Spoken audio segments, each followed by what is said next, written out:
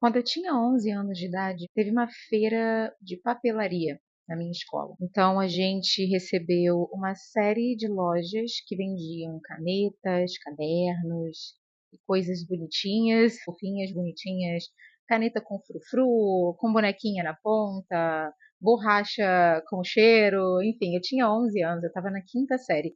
Não sei como é que é a quinta série hoje, gente. Eu tô presa na minha época, então eu não sei o que é o equivalente à quinta série, 11 anos hoje em dia. Mas eu tive uma experiência que, durante muitos anos, eu me questionei. O estande das canetinhas deixava bolos e bolos e bolos de canetas disponíveis, né, para você pegar, para você ver, para você testar. Tinha canetinha rosa, verde, azul. Aconteceu uma situação em que um grupo de meninas que eu conhecia simplesmente passaram pelo stand e, sem o dono do stand ver, elas pegaram assim, tipo um bolo de caneta, assim. Elas saíram com muitas canetas na mão. E era um combinado que elas iam passar ali e pegar. E eu me lembro de, depois que essa situação passou, né, elas me questionarem: por que você não pegou? Porque nós passamos todas juntas. A ideia delas era que, em grupo, não dava para ver o que elas estavam fazendo. E eu, eu falei, eu jamais faria isso, assim, né? Pelo amor de Deus e tal. Eu achei errado. E eu me lembro de ouvir claramente uma dessas meninas dizer algo do tipo: você é uma idiota, você é uma trouxa. Sem saber, nós estávamos vivenciando ali, né? Lembrando sempre, gente, que éramos crianças, estávamos ainda desenvolvendo a nossa visão do certo e do errado, do moral, do ético.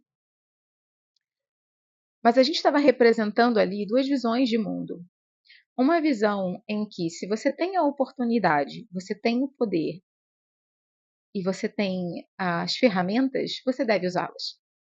Se você é mais forte, se você é mais rápido, se você tem mais oportunidade, se você tem mais força, você deve utilizar isso ao máximo para conseguir o que você quer. E do outro lado é aquela visão ética, né? É a visão de que você deve respeitar os limites, você deve seguir as regras, você deve pensar no outro, você deve ter empatia pelo outro.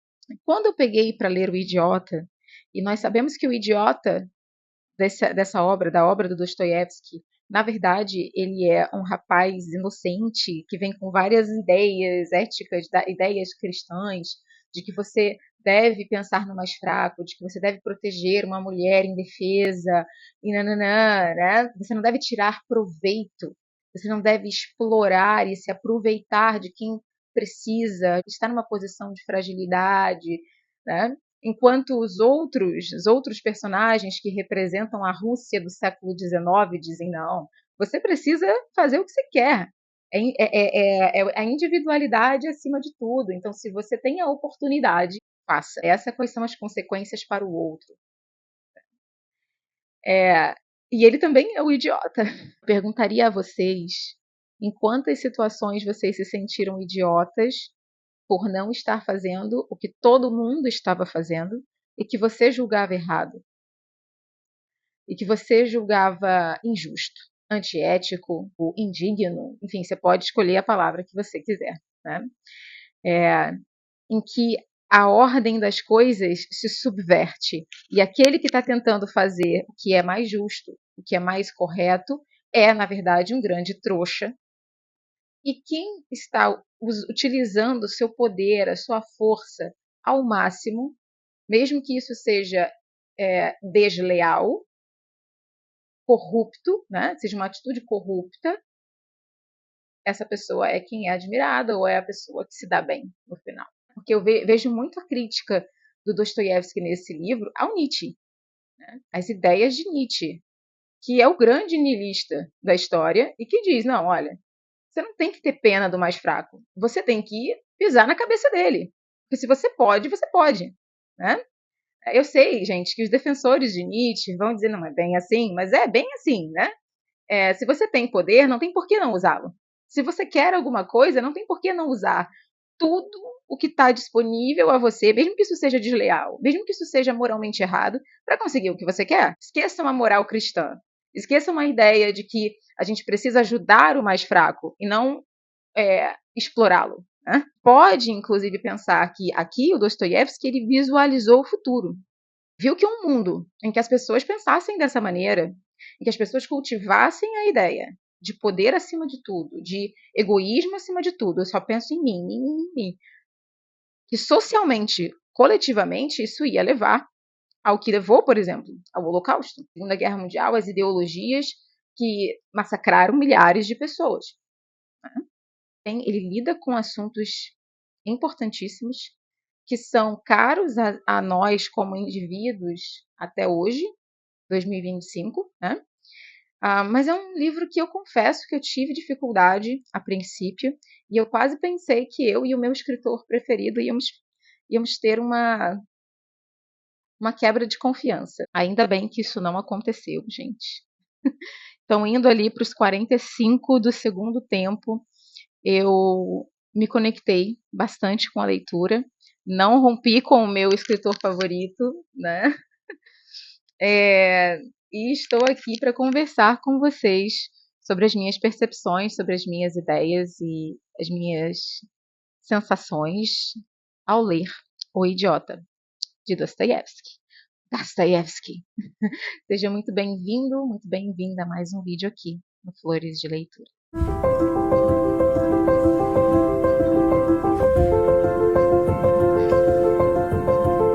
Gente, eu preciso dizer para vocês que esse livro, ele não é um livro de leitura fácil. Você vai precisar confiar que o Dostoiévski vai chegar a algum lugar por pelo menos 400 páginas. Pelo menos essa foi a minha experiência, tá? Eu senti por uma grande parte da leitura que tinha alguma coisa errada. E eu vou entrar aqui num ponto importante do momento em que o Dostoiévski estava escrevendo O Idiota. Ele começou a publicar, de fato, em 1868, e durou quase um ano. Eu acredito que um ano, quase exato, a publicação de O Idiota. Só que na vida pessoal do Dostoiévski estava acontecendo muita coisa e nada necessariamente positivo, né? Muito pelo contrário. Talvez o momento mais difícil da vida do Dostoiévski tenha sido permeado pela pressão de escrever O Idiota. Né? Ele tinha perdido uma filha de meses, se eu não me engano. Ele tinha muitas dívidas, porque a gente sabe que o Dostoi era viciado em jogo, então ele perdia o dinheiro, ele recebia o dinheiro, ele perdia o dinheiro, enfim. Então, além de questões financeiras, ele também tinha questões pessoais de vida, né? A perda de um filho, a esposa que tinha perdido uma filha. Então, você está falando de um contexto familiar muito doloroso. Para mim, isso pegou na hora de escrever. Essa pressão para terminar O Idiota, né? Essa pressão para terminar de escrever, essa pressão emocional dentro de casa. A sensação que eu tive por uma grande parte do livro é que havia ali alguma coisa que estava travada. Né? Quando o escritor ele está muito esquematizado, ele criou um esquema para escrever aquele livro, ele criou um enredo, e ele está por uma obrigação cumprindo aquele esquema que ele desenvolveu. Tá? Quando a gente ganha um pouquinho mais de experiência com leitura, especialmente se você já trabalhou com escritores, com livros em processo de criação, você sabe do que eu estou falando, tá? É quando aquela narrativa tá faltando a alma do escritor ali, gente. Tá faltando alguma coisa a mais. Você tem muitas descrições das conversas entre os personagens, do que os personagens estão fazendo, mas você tem sempre uma sensação lá no fundo de que você está do lado de fora, como leitor. Esse livro ele foi escrito em terceira pessoa. Você tem vários personagens e o próprio protagonista, que é o jovem príncipe Mishkin, que é esse rapaz que volta de um longo período na Suíça, de uma internação, ele tinha problemas de saúde. Aqui não fica claro, mas possivelmente ele tinha também epilepsia, assim como Dostoiévski, tá? que era uma doença que, inclusive, esse era um dos problemas que o Dostô tinha na vida pessoal dele. Ele era um homem doente, né? Ele tinha convulsões do nada e, enfim, experiências assim aterrorizantes por causa da epilepsia. Então, o príncipe Mishkin, ele sofre desse mesmo problema. Então, ele ficou muito tempo em uma espécie de, de hospital, né, recebendo ali o tratamento do médico dele. E ele volta para a Rússia muito esperançoso. Ele não conhecia a Rússia, ele só sabia da Rússia pelo que falavam da Rússia. Então ele vai para lá super esperançoso e já dentro do trem, na chegada, ele já conhece esse cara, que eu não vou falar o nome porque eu acho que eu vou cometer um assassinato linguístico, mas é Rogojin, enfim, gente, como fala isso em russo, eu não sei. Mas esse cara é um cara que está passando por um monte de tretas, de conflitos de família por causa dessa mulher que ele quer, que é uma mulher de moral duvidosa. Né? E o Mishkin, ele vai ser meio que levado, né? Ele vai ser tragado para dentro da vida dessas pessoas, da família dessas pessoas, dos conflitos sociais, enfim, da vida dessa mulher que é uma mulher muito complexa, uma personagem feminina muito complexa, porque por um lado você vê que ela tem redenção, por outro você vê que ela não quer abraçar essa redenção de viver uma vida melhor, em parte por causa disso aqui, né? Então há uma crítica muito grande ao materialismo nesse livro, a você abrir mão da sua identidade, da felicidade de fato para ter, para parecer ter, enfim, coisas que a gente ainda hoje lida, ainda mais na era das redes sociais, em que todo mundo quer parecer que tem, né? Ninguém quer botar uma foto ali da sua janela quebrada na internet. Exatamente essa razão aqui para essa personagem ela continuar nesse lugar de é, mulher de moral duvidosa, né? Uma mulher em que você não vai vê-la no universo das mulheres direitas ou das mulheres da sociedade. Por quê? Porque ela foi amante de um cara durante muitos anos. Na verdade, a história dessa moça é uma maneira do Dostoiévski denunciar a forma como as mulheres eram tratadas, especialmente mulheres que não tinham ninguém por elas. Não é aquela mulher de uma classe alta, que tem pai, que tem família, que tem nome, que tem dinheiro. Não, ele está falando aqui de uma moça destituída que desde o início foi abusada por um homem que tirou proveito dela. Mas você veja, nesse livro, nesse universo, na Rússia do século XIX, tirar proveito de alguém para conseguir o que você quer da pessoa é o correto. Idiota é quem não faz isso. É uma história em que você tem muitos personagens, você tem muitos conflitos, e fica difícil de você se conectar com o Mishkin a princípio, gente. Fica muito difícil. Por quê? Porque tem tantos subplots aqui envolvendo outras personagens que você fala, cara, quando é que eu vou entender esse rapaz?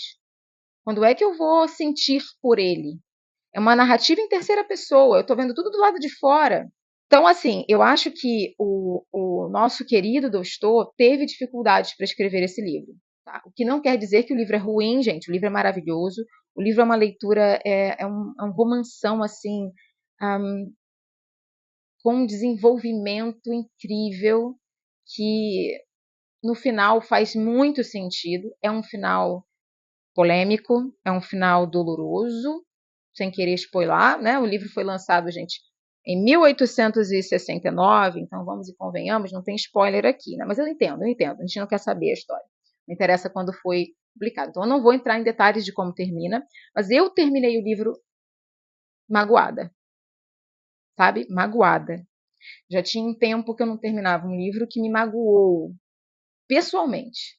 O fim do Príncipe Mishkin me magoou como Marina, não como leitora só, mas como gente. Né? Pela última cravada do Dostoiévski aqui. De muitas maneiras, o início do Idiota, de O Idiota, esse título. Ai, gente, esse título enfim, parece que eu estou sempre ofendendo alguém quando eu falo, mas ok. Esse livro me lembrou o Retrato de Dorian Gray. No Retrato de Dorian Gray, a gente tem uma situação parecida em que um jovem é introduzido à sociedade abastada, né, de um país progressista, né, em progresso, né? Eu não vou falar progressista porque vamos meter em assunto de política e não é o ponto. Mas o Dostô critica o progresso aqui. Que progresso é esse? Que ele é só financeiro e material econômico. Ele não é um progresso moral, ético, espiritual. Se eu só penso em crescer, em melhorar, em máquinas, eu vou ter homens psicopatas mais à frente, né? E é exatamente isso, homens que não têm nenhuma conexão com a sua sensibilidade, com a sua alma, com a sua espiritualidade. É uma crítica que ele faz aqui. Então, você está num país em progresso, mas é um progresso que é só para você ter dinheiro. E aí você tem gente brigando para ter direitos, mas são só direitos financeiros. Ninguém pensa nos direitos da alma. Ninguém pensa nos direitos humanos, né? De fato, é só sobre dinheiro e dinheiro e dinheiro e coisas e matéria, né? A Terra ali, o retrato de Dorian Gray, é mais ou menos esse mesmo cenário, tá? Porque a gente está, inclusive, falando da mesma época. E o Dorian chega como esse homem inocente, um homem inexperiente, muito bonito, né? Que tem uma certa gentileza, que tem uma certa doçura, e vai sendo corrompido por Lord Henry. Quem já leu o retrato de Dorian Gray sabe do que eu estou falando. Então eu fiquei assim, será que esse Mishkin ele vai ser corrompido? Não. O Mishkin aqui em O Idiota, do Dostô, ele realmente é uma figura em que você ancora a humanidade. Né? Enquanto todo mundo está tendo uma visão envolta em uma postura nihilista, que não acredita em nada, não existe Deus, não existe alma, não existe o bem, não existe o mal. Só existe o que eu quero. Lembrem do Voldemort em Harry Potter. Não existe o bem e o mal, só existe aqueles que são fracos para conseguir o que eles querem. É uma coisa bem nietzschiana também. Se você é forte, use a sua força ao máximo para conseguir o que você quer. Nesse universo, o Mishkin ele continua sendo como a voz de um homem de verdade, de uma humanidade, não de um ser humano que se acha sobre-humano. A gente pensa em Nietzsche de novo, né, no super-homem, aquele que está acima do bem e do mal, aquele que faz o que ele quer e consegue o que ele quer. Tem uma cena aqui, gente, que me marcou muito. É uma cena em que você tem uma festa em que estão reunidas todas essas figuras né, de homens, na minha opinião, supérfluos, que não têm o que fazer da vida, né? E Mishkin está lá porque ele está interessado em saber mais sobre a moça, né, a Anastácia. E eles começam a contar o que foi a pior coisa que você já fez na sua vida. E você vai ver essas histórias desses caras e o quanto eles destruíram a vida de outras pessoas por puro tédio, porque eles podiam, porque eles estavam numa posição para fazer isso. Sem razão, sabe? Uma banalidade absurda para ter causado tanto mal ao outro, que não fosse isso me trouxe uma sensação de poder. Se eu pude, eu fiz. Foi divertido ver.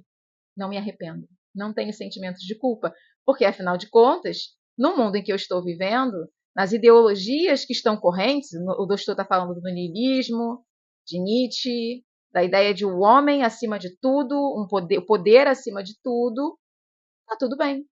Eu desempenhei o meu papel. Deus não existe, Deus está morto, a alma não interessa, espiritual não existe, só existe o imanente, só existe o que está aqui agora. E é uma cena horrorosa, porque tem uma das histórias em que o cara ele faz um mal para uma pessoa que era amiga, para um cara que era amigo dele, por razão nenhuma. Mas você vê ali na argumentação do Dostô de que é isso, gente. São pessoas. Nós estamos vivendo em um mundo em que as pessoas elas não conseguem ter nenhum nível de conexão verdadeira umas com as outras. Justamente porque elas só pensam nos outros como objetos ou coisas que as levam àquilo que elas desejam. Entende? Então você não tem uma relação genuína com ninguém, porque todo mundo só é para você um caminho para conseguir o que você deseja. Estou falando de um mundo estranho para a gente, é um mundo muito parecido com o que eu vivo, inclusive. Né? Mas até mesmo a tragédia aqui, gente, é também um culminar, né? É um resultado da maneira como se pensa. Em um mundo onde as pessoas só pensam em si, onde os desejos comandam, sabe? O que eu quero é o que me comanda, o que eu desejo. Não é o que seria melhor para o outro. Não é o que seria a coisa mais certa a ser feita. Não é o que seria mais justo.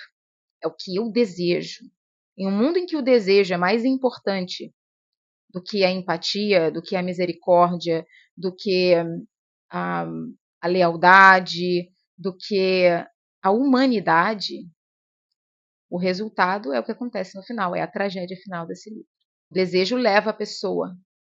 O desejo, como o próprio Dostoiévski vai dizer aqui, ele se torna a única força que aquela pessoa tem. Quando eu não tenho mais nenhuma força dentro de mim que não seja aquilo que eu desejo, eu me torno escrava dos meus desejos. Eu não me controlo mais, eu não tenho nenhum tipo de autoridade sobre mim.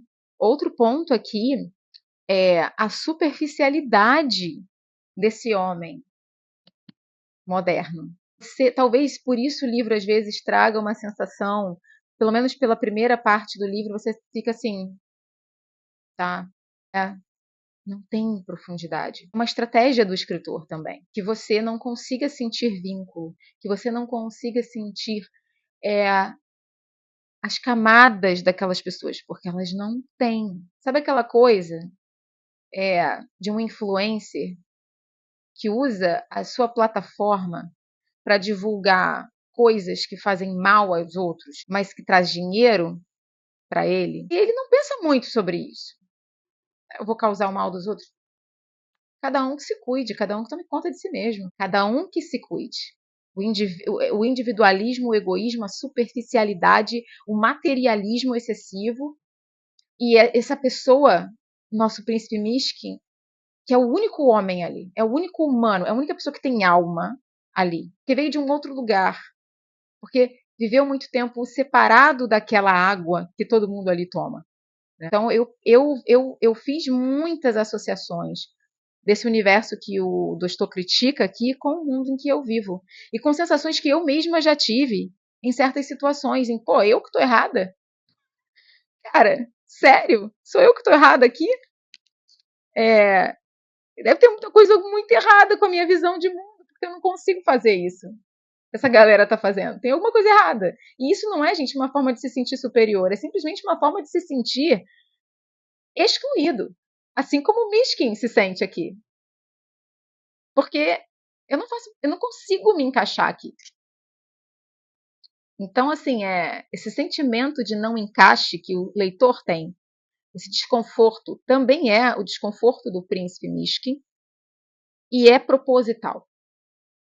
Né? É para você se sentir um estranho numa terra devastada, mesmo como diria lá T.S. Eliot. Eu acho que o Dostô vai fazer aqui uma grande defesa de uma vida mais simples, de uma vida sem luxos, mas com consciência. A consciência sendo talvez o maior sinal de que nós temos alma. Antigamente se dizia assim, bota a mão na consciência, ou seja, presta atenção no que você está fazendo. Olha como você está errado. Acho que aqui ele está dizendo, olha, do jeito que está, a gente vai um dia, se a gente seguir essas ideologias, se a gente seguir esse caminho de não acreditar em nada, de Deus não existe, de a alma não tem valor, de que o ser humano ele só vale aquilo que ele possui ou o poder que ele tem, a gente vai chegar em morte em massa. A gente vai chegar em uma indiferença absoluta e devastadora. E olha o mundo em que a gente está. Dostô era um profeta, além de escritor. Tá? Então, para mim, uma das grandes defesas aqui, talvez o discurso mais bonito desse livro, é quando o Mishkin fala da maneira como ele vê a vida. Falo para salvar a todos nós, para que a nossa classe não pereça em vão nas trevas, sem realizar nada, tendo recebido tudo e tudo tendo perdido. Tornemo-nos servos para sermos condutores. Pode alguém ser deveras infeliz? Posso eu, por exemplo, me considerar infeliz só porque sou doente? Só por causa do meu caso tão triste? Mas se posso ser feliz, palavra que não entendo como é que existe gente que ao passar por uma árvore não se sinta feliz em vê-la. Como pode uma pessoa conversar com outra e não sentir felicidade em amar essa outra pessoa? Está entendendo? O que digo é certo, exato, nítido. Só não consigo me exprimir certo. E que de coisas inefáveis deparamos a todo instante. A cada passo, tantas e tais que mesmo o homem mais desesperançado tem que se sentir feliz, pelo menos ao dar com uma delas. Que nossos olhos batam no rosto de uma criança, que nossos olhos se deslumbrem diante do nascer do sol, que se abaixem para ver como a erva cresce. Isso não chega para dar felicidade? E se nossos olhos dão de chofre com os olhos que nos amam? Que é o que deve governar o homem? O amor, a misericórdia, a empatia. Se você está no topo, ele fala essa classe, se você está no topo, se você é elite, seu papel é servir àquele que precisa. Essas são as leis que deveriam impulsionar o homem. Só que Dostor vai dizer aqui, né? Essas leis, essas regras, essas filosofias de bem, de humanidade, elas estão muito conectadas a uma certa visão de mundo que ele vai associar ao cristianismo. Né? Se você perde essa visão, se você perde a visão cristã do autossacrifício, da misericórdia àquele que sofre, e você mata esse Deus cristão, e você o substitui pelo materialismo, só dinheiro importa, só poder importa, e a gente termina como, eu mesmo falei no início, a gente termina, gente, no que foi o século XX. Então vejam que esse livro aqui, ele é um livro de discussões seríssimas, gente. Não dá nem pra gente ser fofo falando desse livro. Na minha opinião, esse é um livro que pede conversão. Não necessariamente conversão para uma religião. Você pode pensar assim, tem pessoas que se converteram lendo esse livro, mas uma conversão da alma, sabe? Para a gente ver melhor a maneira como nós estamos encarando a nós mesmos e os outros. E eu continuo amando, sigo amando Dostoiévski. É isso, gente. Um beijo. A gente se vê no próximo vídeo.